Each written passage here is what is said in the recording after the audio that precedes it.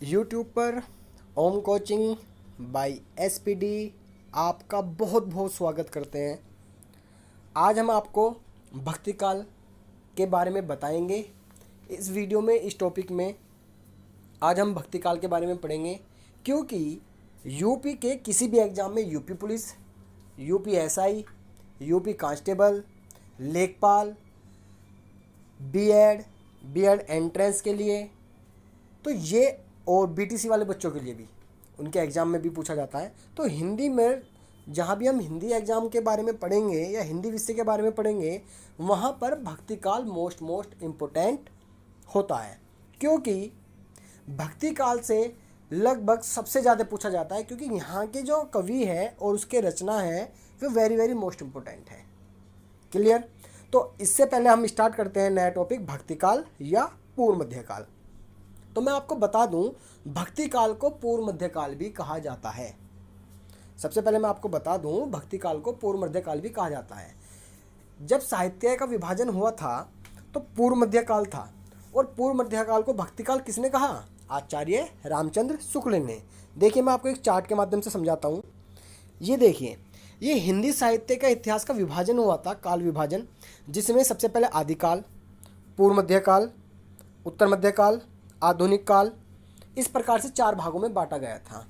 परंतु आचार्य रामचंद्र शुक्ल जी ने इसे अपने अलग नाम दिए। आदिकाल को वीरगाथा काल कहा, पूर्व मध्यकाल को भक्ति काल, उत्तर मध्यकाल को रीतिकाल और आधुनिक काल को गद्यकाल कहा। तो ये पूछा जाता है, पूर्व मध्यकाल को क्या कहा जाता है? भक्ति काल। और किसने कहा था? आचार्य रामचंद्र शुक्ल जी ने। सबसे पहले हम बता दूं आपको कि भक्ति काल को ही पूर्व मध्यकाल कहा जाता है, और ये किसने कहा था? आचार्य रामचंद्र शुक्ल जी ने। अब हम बात करते हैं भक्ति काल के समय की। पूर्व मध्यकाल या भक्ति काल 1350 ईस्वी से लेकर 1650 ईस्वी भक्ति काल के मुख्य 2 काव्य धारों में विभाजित है। सबसे पहले मैं आपको बता दूं, भक्ति काल को 2 भागों में बांटा गया था। अब हम भक्ति काल पढ़ रहे हैं, इसमें मैं आपको बता दूं, भक्ति काल को 2 भागों में बांटा गया है, एक निर्गुण भाग और एक सगुण भाग। क्लियर? निर्गुण भाग में 2 कवि आते हैं, संत सूफी, और सगुण भाग में कौन कौन से आते हैं? राम भक्ति वाले और कृष्ण भक्ति वाले। देखो, ये सारे भक्ति काल के कवि है, परंतु इसमें भी अलग अलग भाग कर दिया गया। राम भक्ति अलग, कृष्ण भक्ति अलग, सूफी भक्ति अलग और संत भक्ति अलग। बट सूफी और संत निर्गुण भाषा में, और सगुण धारा में राम भक्ति और कृष्ण भक्ति। सबसे पहले आपको ये याद रखना है। अब मैं आपको बता दूं कि संत, सूफी, राम भक्ति, कृष्ण भक्ति के महत्वपूर्ण कवि कौन है, वे मैं आपको बताने से पहले इस भक्ति काल के कवि और उसके रचनाओं के बारे में थोड़ा सा बता देता हूँ। तो सबसे पहले मैं भक्ति काल के कुछ कवियों के बारे में बता रहा हूँ, जो इसके भक्ति काल के काल में बहुत सारे ऐसे कवि थे जिन्होंने अपना विशेष योगदान दिया है। तो उन कवि के बारे में हम पढ़ते हैं, और फिर मैं आपको लास्ट में बताऊंगा कि कौन कौन से मोस्ट इंपोर्टेंट कवि है जो हमें पढ़ने हैं। तो सबसे पहले मैं आपको इन कवि के बारे में बता रहा हूँ। सूरदास। भक्ति काल के महत्वपूर्ण कवि कौन कौन से हुए, भक्ति काल में कौन कौन से कवि हुए हैं? तो सबसे पहले सूरदास, संत शिरोमणि रविदास, ध्रुवदास, रसखान, व्यास जी, स्वामी हरिदास, मीराबाई, गदाधर भट्ट। इसके बाद हित हरिवंश, गोविंद स्वामी, चितस्वामी, चतुर्भुजदास, कुंभनदास, परमानंद, कृष्णदास, श्री भट्ट। और इसके बाद परमानंद, कृष्णदास, सूरदास मनमोहन, नंददास, चैतन्य महाप्रभु। तो ये बहुत सारे ऐसे कवि थे जो भक्ति काल में हुए हैं। पर अब हम बात करते हैं कुछ महत्वपूर्ण कवि की। तो अब हम बात करते हैं भक्ति काल के कुछ महत्वपूर्ण कवि। और मैं इससे पहले आपको बता दूं कि मोस्टली जो सबसे ज़्यादा दास थे, सूरदास, कृष्णदास, ये सब ज़्यादातर किस में हुए? भक्ति काल में हुए। तो देखो, इस चार्ट के माध्यम से मैं आपको समझाता हूँ। भक्ति काल 2 भागों में बटा हुआ है, निर्गुण काव्य है, सगुण काव्य है। निर्गुण काव्यों में देखो, संत काव्य कौन कौन से थे? मैंने कहा था ना, निर्गुण में 2 है, संत और सूफी। सगुण में 2 है, राम भक्ति और कृष्ण भक्ति। तो देखो, संत काव्य में कबीरदास जी, नानक। सूफी संत में जायसी, मंजन। राम भक्ति में तुलसीदास जी और कृष्ण भक्ति में सूरदास जी। ये चारों मोस्ट इम्पोर्टेंट है भक्ति काल के कवि। और यहीं से क्वेश्चन पूछा जाता है, या तो सूरदास जी से, तुलसीदास जी से, कबीरदास जी से, या जायसी से। या तो इनकी रचनाओं के बारे में पूछा जाता है या इनके जन्म स्थान के बारे में पूछ लिया जाता है। तो ये हमने पढ़ा था भक्ति काल के कवि। याद रखना, ये वेरी वेरी मोस्ट इम्पोर्टेंट कवि हैं जो सबसे ज़्यादा पूछे जाते हैं। तो इन सभी महत्वपूर्ण कवियों में से सबसे पहले हम बात करते हैं सूरदास जी की, क्योंकि सूरदास जी की जो रचनाएं हैं वे वेरी मोस्ट इम्पोर्टेंट है और एग्जाम में सबसे ज़्यादा पूछी जाती है, सूरदास जी की और तुलसीदास जी की। तो सबसे पहले हम जीवन परिचय की बात करते हैं। सूरदास जी का जीवन परिचय। सूरदास जी वात्सल्य रस के सम्राट माने जाते हैं। उन्होंने श्रृंगार और शांत रसों का भी बड़ा मर्मस्पर्शी वर्णन किया है। सूरदास जी की जन्म तिथि एवं जन्म स्थान के विषय में विद्वानों में मतभेद है। जी हाँ, इनके जन्म स्थान के बारे में हर विद्वानों ने अलग अलग बताया है। साहित्य लहरी सूर की लिखी रचना मानी जाती है। इसमें साहित्य लहरी के रचना काल के संबंध में निम्न पद मिलता है। ये पद आप पढ़ सकते हैं। मुनि पुनि के रस लेख 10 गौरी नंद को लिखी सुवल संवंत पेक। तो हमें एग्जाम में इसकी ज़रूरत नहीं है, हमें एग्जाम में पता होना चाहिए इनका जन्म, इनकी मृत्यु, इनकी रचनाओं के बारे में। और मैं आपके जन्म स्थान के बारे में बता दूं, क्योंकि बहुत ज़्यादा मतभेद है विद्वानों का। अगर आ जाता है सूरदास जी के जन्म स्थान के बारे में, वैसे तो आता नहीं है, फिर भी मैं बता दूं आपको, रुनकता लगाना, उत्तर प्रदेश रुनकता। हम बात करते हैं इनके जन्म और मृत्यु की। तो देख लीजिए, सूरदास जी का जन्म 1478 ईस्वी और मृत्यु 1583 ईस्वी। जी हाँ, सब विद्वानों ने अलग अलग बताया पर ये एक्यूरेट है। जन्म इनका 1478 ईस्वी, मृत्यु 1583 1583, और जन्म स्थान रुनकता, उत्तर प्रदेश में पड़ता है ये, ठीक है ना। अब हम बात करते हैं सूरदास जी की रचनाओं के बारे में। सूरदास जी की रचनाओं में निम्नलिखित 5 ग्रंथ बताए जाते हैं, और सबसे ज़्यादा इंपॉर्टेंट सूरसागर, सुरसरावली, साहित्य लहरी, ये तीनों वेरी मोस्ट इंपॉर्टेंट है एग्जाम के लिए। सभी बच्चे इन्हें ध्यानपूर्वक पढ़ ले। नंबर 1 सूरसागर, नंबर 2 सुरसरावली, नंबर 3 साहित्य लहरी, 4 नल दमयंती, और 5 ब्यालो।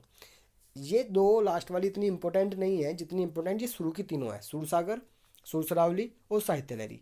एग्जाम में पूछा जाएगा कि सूरसागर किसने लिखी है, तो आपको किस पे टिक लगाना है? जी हाँ, सूरदास जी पे आपको टिक लगाना है। क्लियर? ये इनकी महत्वपूर्ण रचनाएं थी। तो अब बात करते हैं इसी काल के सबसे महत्वपूर्ण कवि गोस्वामी तुलसीदास जी के बारे में, उनके जीवन परिचय के बारे में, रचनाओं के बारे में और साहित्य के स्थान के बारे में। सबसे पहले इन शॉर्ट में मैं बता देता हूँ। गोस्वामी तुलसीदास जी 1511 से लेकर 1623 ईस्वी, मतलब जन्म स्थान 1511 और मृत्यु 1623। हिंदी साहित्य के महान कवि थे। इनका जन्म सोरो सुकुरुक्षेत्र वर्तमान में कासगंज एटा उत्तर प्रदेश में हुआ था। कुछ विद्वान आपका जन्म राजापुर जिला बांदा वर्तमान में चित्रकूट में हुआ मानते हैं। मतलब इनके जन्म स्थान के बारे में भी विद्वानों में कई मतभेद थे। इन्हें आदि काव्य रामायण के रचयिता महर्षि वाल्मीकि का अवतार भी माना जाता है, क्योंकि इन्होंने सबसे बड़ा महाकाव्य श्री रामचरितमानस का कथानक रामायण से लिया गया है। इन्होंने क्या लिखी है? श्री रामचरितमानस लिखी है। श्री रामचरितमानस लोक ग्रंथ है और इसे उत्तर प्रदेश में बड़े भक्तिभाव से पढ़ा जाता है। इसके बाद विनय पत्रिका उनका एक अन्य महत्वपूर्ण काव्य है। महाकाव्य श्री रामचरितमानस को विश्व के 100 सर्वश्रेष्ठ लोकप्रिय काव्यों में 46वां स्थान दिया गया है। तो अब हम बात करते हैं इनके जन्म के बारे में, इनकी मृत्यु के बारे में, इनकी कुछ महत्वपूर्ण रचनाओं के बारे में। एक बार मैं शॉर्ट में बता देता हूँ। तुलसीदास जी का जन्म 1532 ईस्वी और मृत्यु 1623 ईस्वी। जी हाँ, अलग अलग विद्वानों ने, इनका मतभेद है ना कि अलग अलग माने, किसने जन्म अलग माना है, किसने मृत्यु अलग मानी है, तो बहुत मतभेद है।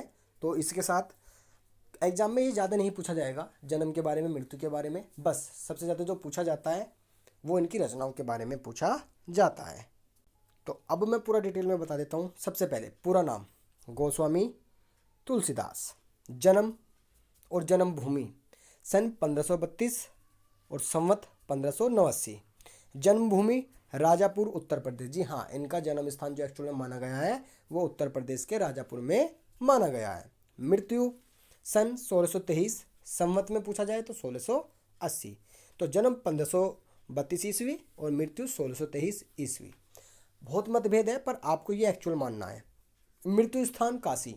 अभी यूपी पुलिस में पूछा गया था सूरदास जी के जन्म स्थान के बारे में, तुलसीदास जी के मृत्यु स्थान के बारे में। तो क्या है इनका मृत्यु स्थान? काशी। अभिभावक आत्माराम दुबे और हुलसी। इनके पिता का नाम आत्माराम दुबे और हुलसी माता का नाम। पति पत्नी, ठीक है ना। अब कर्मभूमि बनारस। इनकी कर्मभूमि जो थी वो थी बनारस। कर्म क्षेत्र कवि समाज सुधारक। ये क्या थे? समाज सुधारक थे। अब बात करते हैं मुख्य रचनाएं, जहां से क्वेश्चन सबसे ज़्यादा पूछा जाता है। इसे ध्यानपूर्वक पढ़ लें। नंबर 1 रामचरितमानस। मैं आपको बता देता हूँ, डिटेल में देख लीजिए आप। Ramcharitmanas, Dohavali, Kavitavali, Gitavali, Vinay Patrika very most important, और हनुमान चालीसा। इसी टाइप से इन्होंने बहुत सारी रचनाएं लिखी है, पर ये इतनी इंपॉर्टेंट रचनाएं हैं जो एग्जाम में सबसे ज़्यादा पूछी जाती है। विषय सगुण भक्ति। अभी मैंने आपको बताया था डिटेल में कि ये सगुण भक्ति कवि है कौन? तुलसीदास जी और सूरदास जी। क्लियर? तो ये वेरी वेरी मोस्ट इम्पोर्टेंट है जो एग्जाम में सबसे ज़्यादा पूछे जाते हैं। ये आज का विषय हमारा भक्ति काल था। इसके कुछ महत्वपूर्ण कवि थे जिनमें से मैंने आपको सूरदास और तुलसीदास जी के बारे में बता दिया है, उनकी रचनाओं के बारे में बता दिया है। जन्म स्थान या मृत्यु स्थान मत पढ़े, पर इनकी रचनाएं जरूर पढ़ ले, क्योंकि सबसे ज़्यादा इनकी रचनाओं में से पूछा जाता है।